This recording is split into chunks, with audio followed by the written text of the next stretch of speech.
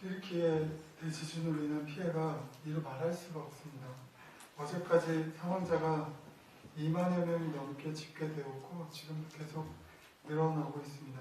남의 나라 이야기로만 생각할 수 있지만 만약 이런 큰 재난이 우리에게 닥친다면 소리 높여 울지 않을 사람이 한 사람도 없을 것입니다. 우리가 이 일을 내일처럼 생각하며 기도할 때 비로소 우리가 이 세상의 빛과 소금의 역할을 감당하는 것이 아니겠습니까? 1755년 포르투갈의 수도 리스본에서 일어난 대지진으로 10만여 명이 사망한 역사가 있습니다. 전에 말씀드렸던 내용인데요. 그 지진이 일어난 날은 기독교의 큰 축제가 있는 날이라 교회는 사람들로 가득 찼습니다. 그런데 오전 9시 30분에 대지진이 그 땅에서 일어났습니다. 10만여 명의 거의 그 중에 거의 모든 사람들이 예배를 드리던 중에 건물에 깔려 죽었습니다. 이 재난으로 유럽의 기독교인들은 큰 충격을 받았습니다. 사람이 많이 죽어서 충격을 받은 것이 아니라 하나님께 예배를 드리는데 참사가 일어났기 때문입니다.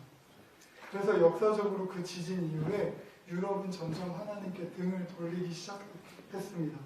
그들은 하나님을 믿으면 하나님께서 당연히 복을 주셔야 된다고 생각했습니다. 그런데 복을 주시지 않으니까 하나님을 믿지 않는 거죠. 하나님을 떠난 거죠. 우리도 혹시 이렇지는 않습니까? 우리의 평생의 신앙은 사실 이 문제의 승패가 달려 있습니다. 하나님이 꼭 우리에게 복을 주셔야 합니까? 우리는 너무 인간의 입장에서만 생각하고 있는 것은 아닙니까? 만약 우리가 길을 가다가 개미를 밟아 죽였다고 하더라도 그것 때문에 가슴을 치면서 울 사람 아무도 없습니다. 우리가 사실 하나님 앞에서 개미만큼도 안 되는 피조물입니다. 창조주의 입장에서 볼 때 과연 우리가 은혜를 받을 만한 가치가 있는 사람들인지 한번 생각해 보십시오. 엿장수 맘대로라는 말이 있죠. 정말 하나님은 맘대로십니다. 왜인지 당신의 사랑을 받을 가치가 하나도 없는 인간들을 사랑하셨습니다. 하나님의 말씀을 준행하면 복을 주신다고 약속도 하셨습니다. 하나님은 우리가 진짜 아버지가 아니고 우리의 진짜 아버지가 아니고 창조주이십니다. 우리는 피조물밖에 되지 않습니다. 만약 우리가 무언가를 만들었다고 해도 그것이 우리의 아들, 딸이 될 수 있습니까? 그런데 하나님은 우리를 자녀 삼아주시고 딸 바보, 아들 바보인 부모들처럼 그렇게 우리를 사랑하신답니다. 이것이 복음입니다. 그래서 사도 요한이 하나님은 사랑이시라 라고 말했던 것입니다. 그런데 우리가 원하는 방식으로 복을 주시지 않는다고 해서 하나님께 등 돌리는 것은 하나님의 사랑을 제대로 알지 못하기 때문입니다. 욥이 그 시련을 당할 때 하나님께 드린 고백을 한번 생각해 보십시오. 내가 모태에서 알몸으로 나왔사온즉 또한 알몸이 그리로 돌아가올지라 주신 이도 여호와시요 거두신 이도 여호와시니 여호와의 이름이 찬송을 받으실지니이다. 이 세상에 일어나는 모든 불합리한 일들을 우리가 다 알 수는 없습니다. 왜 의인이 고난을 받아야 하며 대지진으로 무고한 사람들이 죽어야 합니까? 이런 질문들은 하나님이 당연히 내 편이 되셔야 하고 나에게 당연히 복을 주셔야 한다는 기복신앙에서 나온 잘못된 생각들입니다. 하나님의 입장에서 생각해 보십시오. 온 우주를 창조하신 하나님께서 날마다 스스로 섭리를 깨고 사람들이 원하는 복만 주시고 기적을 일으키시고 한쪽만 편애하신다면 인류는 진작에 자멸했을 것입니다. 그렇다고 우리가 보기에 하나님이 이 세상 일을 때때로 간섭하시지 않으시는 것처럼 보인다고 해서 인간들이 하나님을 대신하면 더 잘하겠습니까? 이미 인간들이 스스로 하나님이 되어 이 땅을 다스리기 위해서 공산주의 만들고 자본주의 만들고 수많은 제도들을 만들었지만 하나같이 부패하여 완전한 것이 하나도 없었습니다. 로마서 3장 23절에는 모든 사람이 죄를 범하였음에 하나님의 영광에 이르지 못하더니 라고 말씀합니다. 그러므로 하나님 입장에서 이런 모든 죄인을 하나도 빠짐없이 사랑하셔야 하고 구원하셔야 하는 것입니다. 나뿐만이 아니라 은혜를 모르는 낯짝이 두꺼운 사람들도 심지어는 원수까지도 품으시고 구원하셔야 했습니다. 그래서 하나님께서는 때때로 누구보다 가슴 아프시지만 이 세상 일에 간섭하지 못하시는 것이 아니라 간섭하지 않으시는 것입니다. 그들 모두를 구원하시기 위하여. 앨런 튜링은 인류 최초로 컴퓨터와 비슷한 기계를 만든 영국의 천재 수학자, 논리학자입니다. 1940년대 초에 독일과의 전쟁을 선포하여 제2차 세계대전을 시작한 영국 정부는 나치의 암호를 해독하기 위해서 앨런 튜링을 비밀 조직의 수장으로 앉힙니다. 앨런 튜링은 많은 시행착오 끝에 나치의 모든 암호를 해독할 수 있는 기계를 만듭니다. 그것이 지금 오늘날 우리가 만지는 컴퓨터의 시초입니다. 그 앨런 튜링이 만든 나치의 모든 암호를 해독할 수 있는 기계, 그 기계를 만드는 것을 성공하자마자 함께한 동료들이 뛸 듯이 기뻐하면서 이제 전쟁에서 수많은 사람을 구할 수 있게 됐다고 기뻐했습니다. 그러나 앨런 튜링은 그 동료들처럼 기뻐하지 않고 아주 표정이 어두워지는 거예요. 우리가 만약에 이 암호 회복 기계를 만들었다는 것을 알리면 안 된다. 절대 비밀에 붙여야 된다. 눈앞에 작은 전쟁을 이기기 위해서, 한 마을을 구하기 위해서 우리가 즉각 대응하면 나치는 분명히 암호가 해독된다는 사실을 알고 조치를 취할 거다. 그래서 완벽한 승리를 위하여 모든 전쟁에 간섭하는 것이 아니라 결정적인 순간에만 간섭하기로 하였습니다. 결국 앨런 튜링의 암호 해독이 큰 역할을 하여 나치들과의 전쟁에서 승리할 수 있었습니다. 이것이 하나님께서 행하시는 구원과 같습니다. 그러므로 우리는 그 당시 유럽의 기독교인들처럼 재난이 온다고 하더라도 믿음을 잃어버려서는 안 됩니다. 모든 것을 우리 입장에서 생각하는 것을 멈추어야 합니다. 하나님을 믿는다면서, 하나님을 사랑한다면서 하나님의 입장을 생각하려고 노력하지 않는 것은 모순입니다. 그래서 야고보서 1장 13절에서는 사람이 시험받을 때 내가 하나님께 시험을 받는다 하지 말지니 하나님은 악에게 시험을 받지도 아니하시고 친히 아무도 시험하지 아니하시느니라 라고 경고하고 있습니다. 우리 입장에서 생각하니까 우리에게 손해가 생기면 시험받는다 하고 하나님을 원망하는 것입니다. 전래동화에 나오는 우산장수, 집신장수 두 아들을 둔 어머니가 비가 오면 집신장수 아들을 걱정하고 해가 쨍쨍하면 우산장수 아들을 걱정했다는 이야기처럼 우리가 똑같이 그렇게 하고 있는 것입니다. 한쪽의 입장에서만 생각하니까, 내 입장만 생각하니까 하나님의 섭리를 깨닫지를 못합니다. 이제 오늘 본문의 말씀에 대하여 살펴보겠습니다. 지난 시간에 부부의 사랑이 단순히 남녀의 사랑이 아니라 그리스도께서 교회를 사랑하신 같이 하라는 바울의 가르침을 들었습니다. 주님께서 우리를 어떠한 사랑으로 사랑하셨다고요? 아무 가치 없는 피조물인 나를 다 하시고도 용납하시는 사랑입니다. 그것이 하나님의 사랑입니다. 개미만도 못한 아무 쓸데없는 피조물을 자녀 삼아주신 사랑입니다. 1만 달란트 빚진 사람이 그 주인에게 탕감을 받고 자기에게 겨우 100데나리온을 빚진 동반 하나를 길에서 만나 목을 잡고 빚을 갚으라고 했다는 예수님의 비유가 딱 저를 가리켜 하는 말입니다. 우리를 가리켜 하는 말씀이 아닌지 스스로 돌아보십시오. 그런데 하나님께서는 이 비유의 결말처럼 그 은혜를 모르는 사람을 옥졸들에게 넘기지 않으시고 저와 여러분 같은 사람을 오래 참아주셨습니다. 바로 그 하나님의 사랑으로 부부가 서로를 바라보고 서로를 용납하고 서로를 품어주라는 것이 부부를 향한 하나님의 뜻이라는 것입니다. 이와 같이 부모 자식 간의 사랑도 하나님 아버지와 자녀된 성도들과의 관계를 통하여 해석할 수가 있습니다. 오늘 본문 4절 중에 1, 2, 3절은 자녀들이 어떻게 해야 할지를 이런 말씀이고요. 4절은 부모가 어떻게 해야 할지를 이런 말씀입니다. 하나씩 살펴보겠습니다.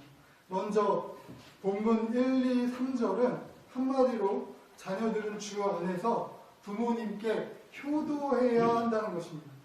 부모에게 효도하고 순종하라는 이 가르침은 기독교나 다른 종교나 학교에서 가르치는 도덕이나 그 내용이 별 차이가 없습니다. 그렇지만 기독교에서 부모에게 효도하라고 가르치는 내용에는요, 굉장한 차이점이 하나 있습니다. 오늘 말씀을 잘 살펴보십시오. 자녀들아, 주 안에서 너희 부모에게 순종하라. 이것이 옳으니라. 우리가 부모에게 효도할 때 주 안에서 해야 된다는 것입니다. 이것이 우리가 부모를 바라볼 때 항상 하나님을 바라보아야 하는 이유입니다. 우리가 주 안에서 부모에게 효도해야 된다는 것은 구체적으로 그러면 어떤 의미입니까? 하나님과 우리의 관계에 그 답이 있습니다. 우리가 왜 하나님께 예배해야 합니까? 우리가 왜 하나님께 찬양해야 합니까? 시편은 이렇게 말합니다. 여호와가 우리 하나님이신 줄 너희는 알지어다. 그는 우리를 지으시니요 우리는 그의 것이니 그의 백성이요 그의 기르시는 양이로다. 하나님이 우리를 창조하셨기 때문에 당연히 하나님을 사랑하고 당연히 하나님께 예배해야 한다는 것입니다. 그러면 우리가 부모를 왜 공경해야 할까요? 부모가 우리를 낳았기 때문입니다. 우리는 그래서 당연히 부모에게 효도해야 하는 것입니다. 그러나 어디 이 세상의 모든 자녀들이 효자, 효녀입니까? 그렇지 않습니다. 우리의 마음은 부모를 때로는 미워합니다. 우리의 부모님들께서 완벽한 분이신 분들이 몇 분이나 계실까요? 아무리 훌륭한 부모라고 할지라도 자녀에게 자기도 모르는 상처를 주고 있지 않는 분은 한 사람도 없을 것입니다. 자녀들에게 물어보십시오. 부모만 덮고 사는 줄 아십니까? 자녀도 덮고 삽니다. 부모를 미워하면 안 된다고 생각은 하는데 입으로는 아버지처럼 살지 않을 거라고, 어머니처럼 살지 않을 거라고 말하는 것이 자녀입니다. 얼마 전에 제가 책을 한 번 봤는데요. 금쪽 같은 내 새끼 같은 그런 프로그램에 나온 유명한 그 박사님입니다. 오은영 박사의 화해라는 책을 읽었습니다. 이 책이 딱히 기독교 서적도 아닌데 기독교 서점에 있어서 관심이 생겨서 흥미가 생겨서 제가 그 책을 읽어보니까 이분이 신앙인이더라고요. 그런데 이 오은영 박사님은 정신건강의학과 전문의인데 연세대 나오셨어요.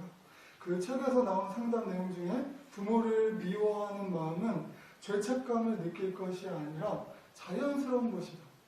모든 사람이 그렇다. 이렇게 말을 합니다. 우리가 부모를 미워하는 것과 마찬가지로 우리는 하나님 아버지를 때때로 원망합니다. 저도 하나님을 많이 미워했습니다. 하나님이 제 기도를 들어주시지 않으니까요. 그러나 미움과 사랑은 종이 한 장 차이입니다. 너무 사랑하기 때문에 미워할 수도 있는 것입니다.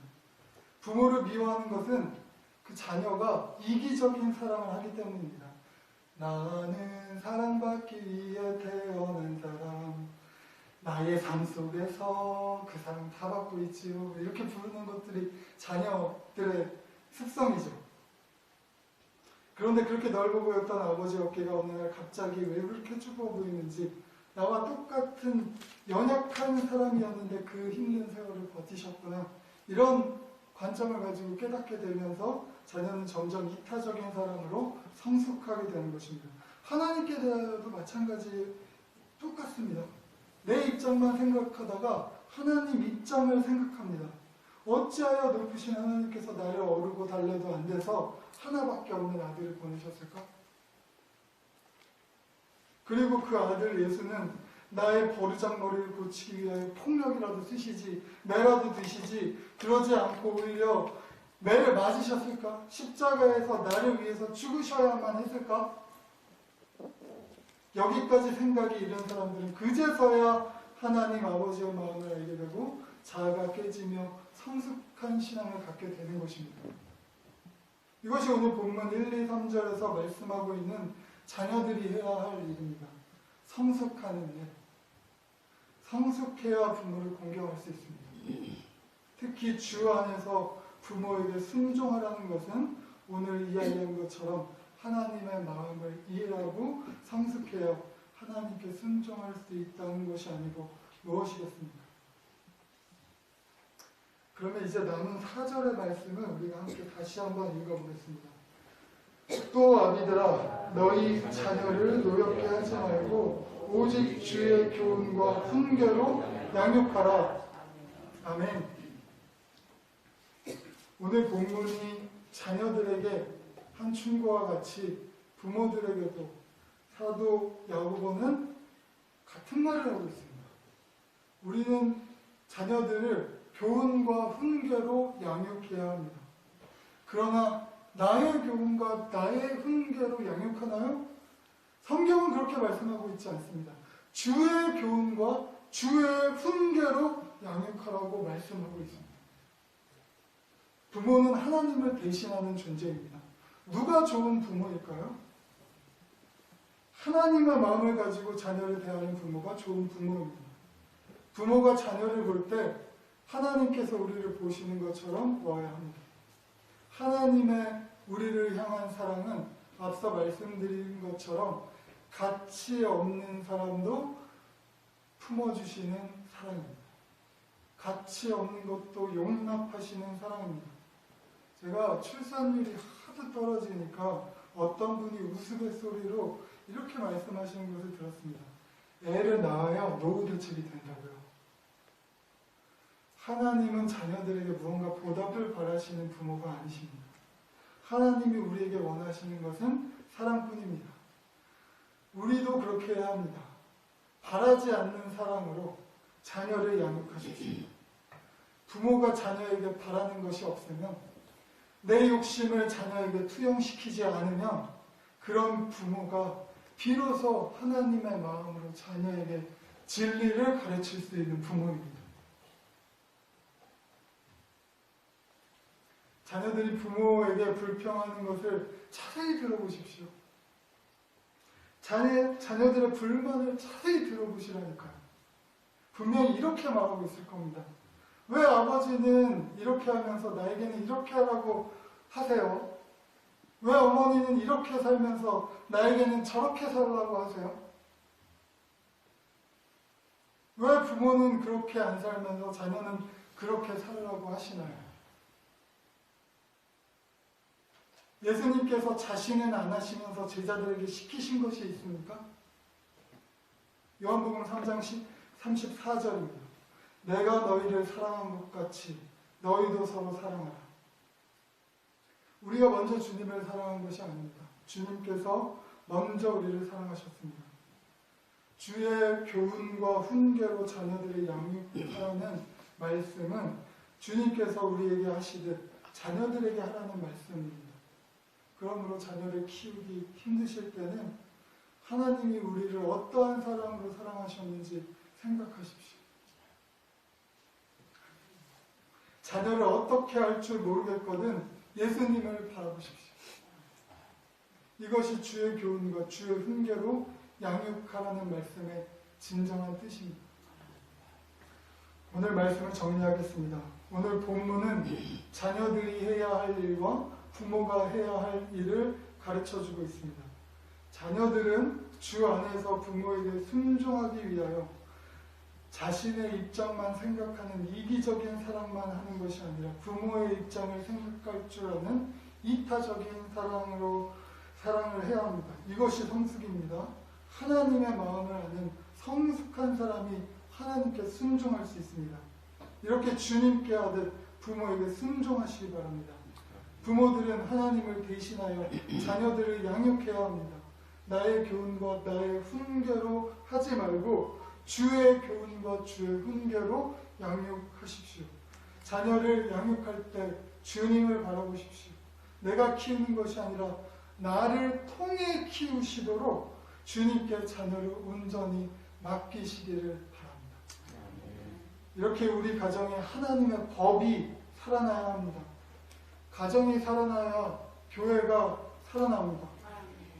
가정이 하나님의 법대로 살지 않는데 절대로 주일학교가 살아날 수가 없습니다. 사랑하는 성도님들께서 부모로서 자녀로서 하나님의 법을 가정에 세우기 위하여 피눈물을 흘리며 십자가를 지지 않으시면 우리 대에서 신앙이 끊길 수밖에 없습니다. 그러나 성도님들 한 분 한 분이 하나님 나라를 꿈꾸며 선한 싸움을 날마다 싸우신다면 그것이 씨앗이 되어 언젠가 주님의 때에 다시 부흥케 될 줄 믿습니다. 아멘.